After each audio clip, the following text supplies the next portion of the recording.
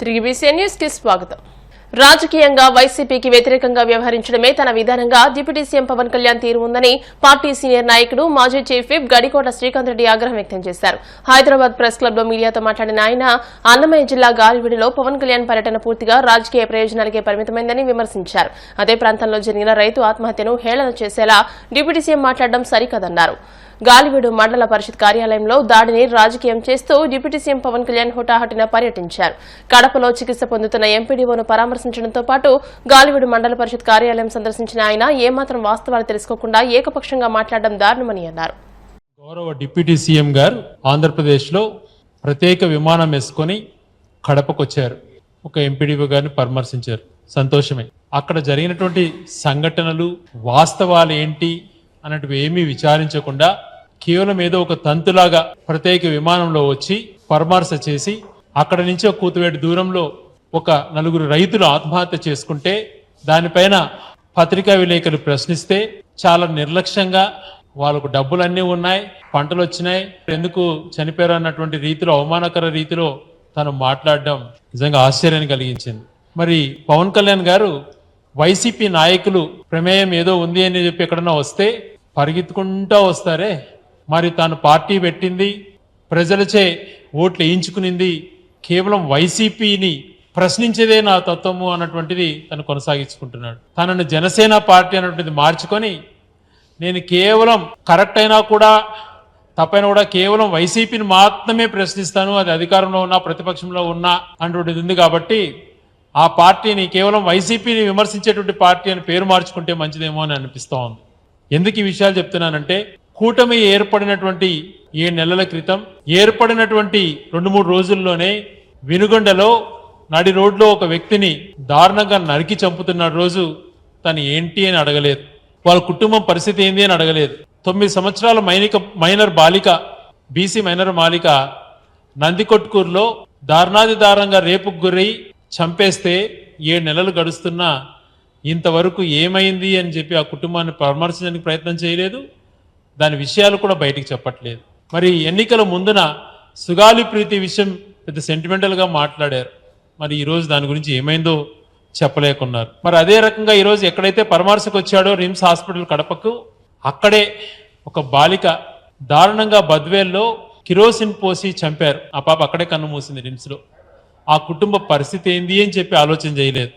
నేను ఎప్పుడు పవన్ కళ్యాణ్ గారు ఒక మాట అంటుంటారు, ఈరోజు కూడా పదే మాట్లాడారు, నేను కులాలు చూడను మతాలు చూడను అంటూ అక్కడికి సంబంధించినటువంటి ఎండిఓ గారు ఎస్సీ మాలా సామాజిక వర్గము అని చెప్పారు.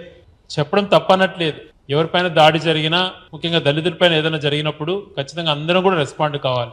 మరి ఇదే వ్యక్తి కాకినాడలో తన జనసేన పార్టీకి సంబంధించినటువంటి శాసనసభ్యులు నానాజీ గారు ఒక దళిత ప్రొఫెసర్ డాక్టర్ గారిని అసభ్యమైనటువంటి పదజాలంతో దూషిస్తూ దాడి చేసినప్పుడు ఎందుకు ఇలా చేసావని చెప్పి ఆ శాసనసభని కనీసం ప్రశ్న అడగకపోతే, విద్యార్థులు అయితే దారుణంగా ఒక్క గవర్నమెంట్ పోస్ట్ కానీ ఏది కేవలం తీసేయటం వరకు పరిమితమైనారు, కానీ రిక్రూట్మెంట్ అటువంటిది ఎక్కడా జరగట్లేదు. కొద్ది రోజులు తిరుపతి లడ్డు విషయం పట్టుకున్నారు, అక్కడ తప్పు అని తేలిన తర్వాత దాని గురించి నోరు మెదపట్లేదు. సనాతన ధర్మం గురించి మాట్లాడారు 2 రోజులు, అదేమైందో మరి తెలియదు. ఇలాంటి అన్ని సంఘటనలు అన్నీ ఉంటే దాని గురించి ఆలోచన చేయకుండా మరి మాట్లాడే పద్ధతిలో ఆడ వాస్తవాలు ఏం జరిగినా తెలుసుకోవాలి కదా. అక్కడికి వెళ్ళి పోలీసులు వచ్చినా కూడా పోలీస్ అధికారులు ముందర కూడా సుదర్శన్ రెడ్డి గారి పైన వందలాది మంది దాడి చేస్తుంటే ఎందుకని పోలీసులు కానీ దాని గురించి ప్రశ్నించట్లేదు?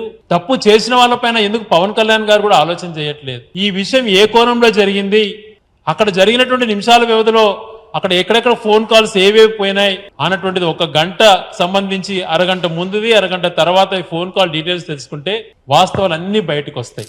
వైఎస్ఆర్సీపీ ఎప్పుడూ హింసను ప్రేరేపించదు, ఎవరిపైన దాడి పాల్పడ్డా ఒప్పుకోదు. అందుకే స్ట్రైట్ ఫార్వర్డ్గా కలెక్టర్స్ కాన్ఫరెన్స్లో గౌరవ ముఖ్యమంత్రిగా జగన్మోహన్ రెడ్డి గారు ప్రమాణ స్వీకారం చేసిన వెంటనే అధికారులకు పూర్తిగా రక్షణ ఇవ్వండి, దాడులకు పాల్పడడం కఠినంగా శిక్షించండి అన్నారు. మరి మీరు ఏ రకమైనటువంటి అధికారులకు ఇస్తున్నారు? కేవలం వైసీపీ వాళ్ళు మాత్రమే హింసించండి అని చెప్పి మీరు ఆదేశాలు ఇస్తున్నారు. ప్రజాస్వామ్యంలో ఇది కరెక్టా? ప్రశ్నిస్తాను అని చెప్పి అనునిత్యం మాట్లాడే పవన్ కళ్యాణ్ గారు దీని గురించి ఎందుకు ఆలోచన చేయలేకపోతున్నారు? మాజీ మంత్రి వైసీపీ నేత పేర్ని నాని రేషన్ బియ్యం అక్రమాలపై సమగ్ర విచారణ జరపాలని కృష్ణా జిల్లా బందర్ పోలీస్ స్టేషన్లో టీడీపీ నేతలు ఫిర్యాదు చేశారు. గత వైసీపీ ప్రభుత్వంలో అధికారాన్ని అడ్డుపెట్టుకుని పేర్ని నాని అతని కుమారుడు పెద్ద ఎత్తున అవినీతికి పాల్పడ్డారని ఆరోపించారు. రేషన్ బియ్యం మాయం కేసులో సరైన నివేదికలు ఇవ్వకుండా సివిల్ సప్లైస్ అధికారులు ప్రభుత్వాన్ని పక్కదారి పట్టిస్తున్నారని ఆగ్రహం వ్యక్తం చేశారు. తొలుత 3708 బస్తాలు బియ్యం మాత్రమే షార్టేజ్ వచ్చిందని తేల్చి తూతూ మంత్రంగా క్రిమినల్ కేసులతో సరిపెట్టారని మండిపడ్డారు. ఈ ఘటనపై పూర్తి స్థాయిలో దర్యాప్తు చేయాలని డిమాండ్ చేశారు. 15 రోజులు 10 రోజులు ఎవరికైతే సెల్ఫ్ వాళ్లే ఇచ్చారు. మాది ఎలికలు తిన్నాయి, పంది కుక్కలే తిన్నాయో, కాటా వేబ్రిడ్జి తేడా వచ్చిందో, ఏమన్నా ఇది నమ్మకమైన ఇది వాళ్ళు రాసిచ్చేదాకా అధికార యంత్రాంగం కదల్లా. ఎందుకని కదల్లా? ఇచ్చిన 10 రోజులు లెక్కెట్టి ఇంత అని వాళ్ళు చెప్పిన అంకె ప్రకారం పెనాల్టీ అది కట్టేసి డీడీలు కట్టారు. అయితే కేసు క్లోజ్ అవుతుంది అనుకుంటే పొరపాటు. కేసు జరుగుతుంది. ఎందుకు అరెస్టు చేయలేదు? ఇమీడియట్గా ముద్దాయిని కోడెత్తుకెళ్తే వాడిని, ఆడి బాబుని, ఆడి తల్లిని, వాళ్ళందరిని తీసుకొచ్చి స్టేషన్లో పెడతారు. ఎక్కడున్నాడు చెప్పు? కోళ్ళ దొంగతనం చేస్తే అంటే బియ్యాల దొంగలను అరెస్ట్ చేయరా? వాళ్ళని తీసుకొచ్చి ఒత్తిడి చేయరా? వాళ్ళ కుటుంబ సభ్యులు అందరినీ మట్టి దొంగ మొత్తం మట్టి అంతా గాజేసి గోడౌలకు బెరక చేశారు. ఒక దొంగతనం కాదు నేను చెప్పేది కూడా, ఈయనొక్కడే కాదు, పేరుని నానే కాదు, అసలు దీని దస్తావేజులు ఎక్కడ కొన్నాడో చెప్తాడు మావాడు కొడాలి నాని గారు. ఆయన సివిల్ సప్లైస్ మంత్రి. ఈ సివిల్ సప్లైస్కు సంబంధించి మొత్తం ప్రతి చోట గోడౌన్లో పెట్టి ఒక వ్యూహం ప్రకారం కాజేశారు. డైవర్షన్. ఆ డబ్బుని పేద ప్రజల పొట్టగొట్టి ఆ డబ్బును డైవర్షన్ చేశారు. దీని మీద విచారణ జరగాలి, ప్రజల్లో చర్చ జరగాలి. ఈ దోషుల్ని కఠినంగా శిక్షించకపోతే రాష్ట్ర ప్రతిష్ట సర్వనాశనం అయిపోతుంది. విద్యుత్ శాఖపై బహిరంగ చర్చకు తాను సిద్ధంగా ఉన్నానని ప్రభుత్వ విప్ ఎమ్మెల్సీ కంచర్ల శ్రీకాంత్ పేర్కొన్నారు. వైసీపీ పెంచిన విద్యుత్ ఛార్జీలపై వారే నిరసనకు దిగడం విడ్డూరంగా ఉందని, విద్యుత్ వ్యవస్థను నాశనం చేసిన వారు ఇప్పుడు నీతులు మాట్లాడడం అన్యాయమని అన్నారు. కూటమి ప్రభుత్వం విద్యుత్ శాఖపై శ్వేతపత్రం విడుదల చేయాలని, వైసీపీ హయాంలో జరిగిన అవినీతి కారణంగా ప్రజలపై భారం పడుతోందని అన్నారు. ఈరోజు కుప్పం తెలుగుదేశం పార్టీ కార్యాలయంలో ఈ మీడియా సమావేశం ఏర్పాటు చేయడానికి ముఖ్య కారణం నిన్న రాష్ట్రంలో జరిగినటువంటి ఒక పెద్ద వింత గురించి ప్రజలకు వివరించాల్సిన అవసరం ఉందని చెప్పనేసి ఈరోజు ఈ మీడియా సమావేశం ఏర్పాటు చేయడం జరిగింది. ఆ వింత, ఆ జోకులు ఏంటంటే విద్యుత్ ఛార్జీలు పెరుగుతున్నాయని చెప్పనేసి వైఎస్ఆర్సీపీ నాయకులు రాష్ట్ర వ్యాప్తంగా ధర్నాకి పిలుపునివ్వటం.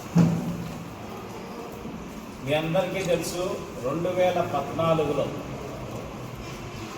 నారా చంద్రబాబు నాయుడు గారు ఈ రాష్ట్రం విడిపోయి 16,500 కోట్ల లోటు బడ్జెట్ తోటి రాష్ట్రాన్ని ప్రారంభించి రమారమి మనకి లోటు పవర్ కూడా 22,000 మెగావాట్ల పవర్ లాస్తో కూడా ఈ రాష్ట్రాన్ని ప్రారంభించుకుంటే తర్వాత 2019లో ఆయన ముఖ్యమంత్రిగా దిగిపోయే సమయానికి మిగులు పవర్ తోటి, విద్యుత్ తోటి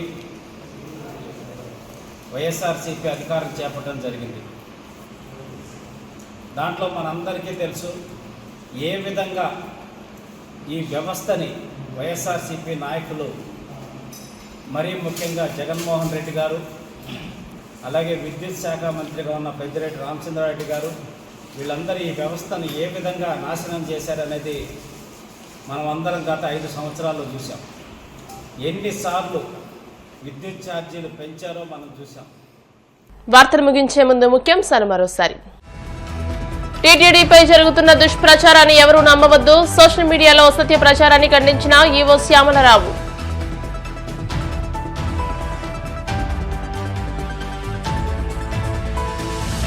తిరుమల శ్రీ వెంకటేశ్వర స్వామి సన్నిధిలో మంత్రి సవిత ఆలయ మర్యాదలతో స్వాగతం పలికిన అధికారులు.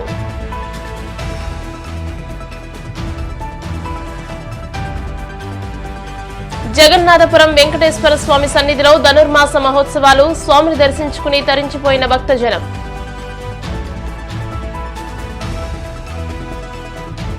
మాజీ మంత్రి పేర్ని నానిపై బందర్ పోలీస్ స్టేషన్లో టీడీపీ ఫిర్యాదు. రేషన్ బియ్యం తరలింపుపై చర్యలు తీసుకోవాలని విజ్ఞప్తి. ఈ వార్తలు ఇంతటితో సమాప్తం. మరిన్ని వార్తల కోసం BCN digital YouTube channel, Facebook page ని ఫాలో అవ్వండి. అప్డేటెడ్ వార్తల కోసం ప్లీజ్ సబ్స్క్రైబ్.